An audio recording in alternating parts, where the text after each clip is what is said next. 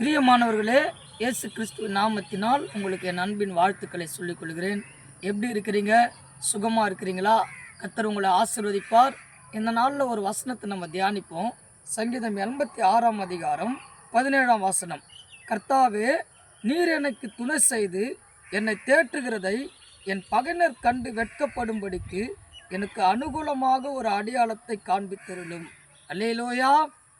வேதம் இவ்விதமாய் சொல்லுகிறது, கர்த்தாவே, நீர் எனக்கு துணை செய்து என்னை தேற்றுகிறதை என் பகைஞர் கண்டு வெட்கப்படும்படிக்கு எனக்கு அனுகூலமாக ஒரு அடையாளத்தை காண்பித்தருளும். கர்த்தர் உங்களுக்கு துணை செய்து உங்களை தேற்றுகிறத, உங்களுக்கு துணையாக நிற்கிறத உங்கள் பகைஞர்கள் கண்டு வெட்கப்படும்படி தேவன் உங்களுக்கு அனுகூலமான ஒரு அடையாளத்தை காண்பிக்க போகிறார். உங்கள் சத்துருக்கள் எல்லாம் கர்த்தர் வெட்கப்படுத்துகிற நாட்கள் வந்து கொண்டு இருக்கிறது.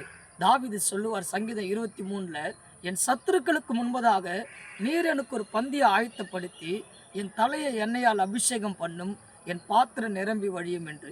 தாவீது சத்துருக்களுக்கு முன்பாக வெட்கப்பட்டு போகாதபடி அவன் தலையை எண்ணெயால் அபிஷேகம் பண்ணி கர்த்தர் அவனை உயர்த்தினார். ஒரு நாட்களில் தாவீது சத்துருக்கள்லாம் இழிவாக நினைச்சாங்க, அற்பமாக நினைச்சாங்க. ஆனால் அவனை அபிஷேகம் பண்ணி கர்த்தர் அவனை உயர்த்தினார். ஏற்ற காலத்தில் அவனை உயர்ந்த அடைக்கலத்தில் வைத்தார். அதே போல் உங்கள் சத்துருக்கெல்லாம் வெட்கப்படும்படி உங்களை அபிஷேகம் பண்ணி தேவன் பயன்படுத்த போகிறார். விசுவாசிக்கிறீங்களா?